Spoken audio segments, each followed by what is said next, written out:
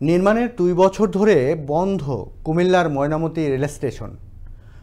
নান্দনিক নকশা ও আধুনিক মানের স্টেশনে যাত্রীদের সেবার সব আয়োজন থাকলেও থামছে না ট্রেন, মিলছে না যাত্রী সেবা। এই সুযোগে চুরি হচ্ছে স্টেশনের যন্ত্রাংশ, অযত্নে নষ্ট হচ্ছে আসবাবপত্র, আর রাতে তৈরি হয় অপরাধীদেরও অভয়াশ্রম। কুমিল্লা থেকে মিজানুর রহমান মিনুর পাঠানো তথ্যচিত্রে বিস্তারিত জানাচ্ছেন সাদিয়া রহমান।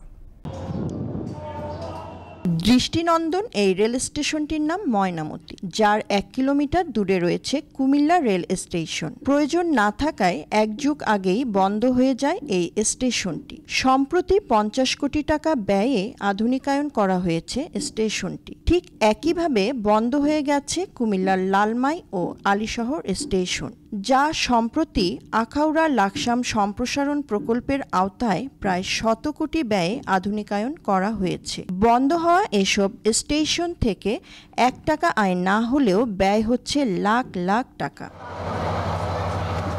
দেখভালের অভাবে নষ্ট হচ্ছে এখানে মূল্যবান যন্ত্রপাতি ও আসবাবপত্র। স্থানীয়দের কাছে হয়ে উঠেছে বিনোদন কেন্দ্র, আর রাতে স্টেশনটি চলে যায় বখাটেদের দখলে, পরিণত হয় অপরাধের অভয়াশ্রম। এটা ময়নামতি স্টেশন নামে পরিচিত এবং একসময় এখানে লোকাল ট্রেন যাতায়াত করতো এবং থামতো। আমরা টিকিট কেটে এখান থেকে বিভিন্ন জায়গায় দূর দূরান্তে যেতে পারতাম। কিন্তু যদি তারা চালুই করে থাকে, তাহলে তারা যদি এই জায়গাটা উদ্বোধন করে করতে পারে তাহলে আমাদের জন্য ভালো হয়। 2-3 বছর যাবত এটা এইভাবে পরিত্যক্ত পড়েই আছে, কোনো ধরনের কার্যক্রম এখানে চলে না।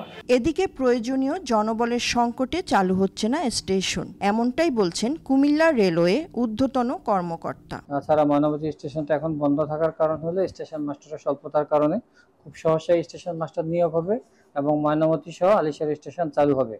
আর এখানে যেই অন্যান্য মাদকের আখড়া সহ অন্যান্য যা কিছু সমস্যা সৃষ্টি হয়েছে সেগুলি আসলে আইন শৃঙ্খলা রক্ষাকারী বাহিনীর দায়িত্ব। এ ব্যাপারে রেল কর্তৃপক্ষের কিছু করণীয় নেই।